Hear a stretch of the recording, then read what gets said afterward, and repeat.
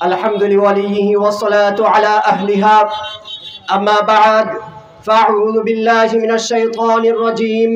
بسم الله الرحمن الرحيم. جاء الحق وزهق الباطل إن الباطل كان زهوقا. صدق الله العظيم.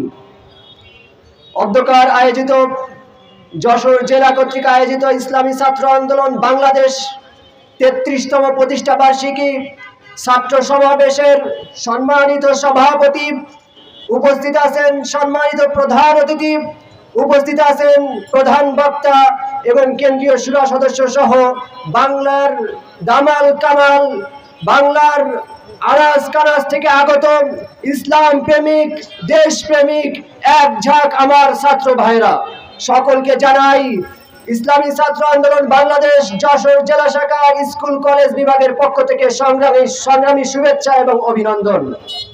প্রিয় উপস্থিতি, আমি কুরআনুল কারীম থেকে একটি আয়াত পাঠ করেছি, যে আয়াতে কারিমায় আল্লাহ রাব্বুল আলামিন স্পষ্ট ভাষায় বলেছেন, সত্য যখন আসিবে অন্ধকার দূরীভূত হয়ে যাবে।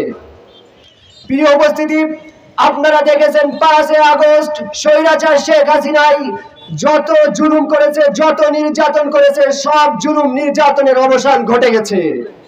প্রিয় উপস্থিতি, জুলুমকারী যত শক্তিশালী হোক না কেন, জুলুমকারী যত অত্যাচারী হোক না কেন, তার কাছে যত অস্ত্র যত শক্তি থাকুক না কেন, তার পতন অনিবার্য, যা আমরা আমাদের স্বচক্ষে দেখতে পেরেছি।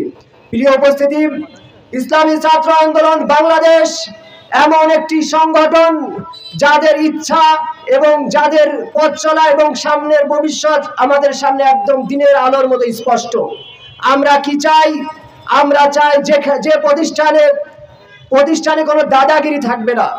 আমার ছাত্র ভাইয়েরা তারা পড়াশোনা করবে নির্বিঘ্নে নির্দ্বিধায়, তাদের উপরে বড় ভাইয়ের কোনো খবরদারি থাকবে না। আমার ছাত্র ভাইয়েরা ক্যাম্পাসে রাজনীতি করবে নির্বিঘ্নে নির্দ্বিধায়, তাদের উপরে কোনো দাদার হস্তক্ষেপ থাকবে না। প্রিয় উপস্থিতি, আপনারা জানেন এক দাদা চলে গেছে আর এক দাদার হাজিরও কিন্তু ঘটা শুরু করেছে। ইসলামী ছাত্র আন্দোলন বাংলাদেশ যতদিন এই দেশে থাকবে, এই দেশে কোনো দাদাগিরির খবরদারি আর করতে দেওয়া হবে না ইনশাআল্লাহ। ইসলামী ছাত্র আন্দোলন যতদিন দেশে থাকবে, কোন ক্যাম্পাসে দাদাগিরি থাকবে না ইনশাআল্লাহ। ইসলামী ছাত্র আন্দোলন সকল ধরনের জুলুম নির্যাতনকে কবর দিয়ে ছাড়বে ইনশাআল্লাহ।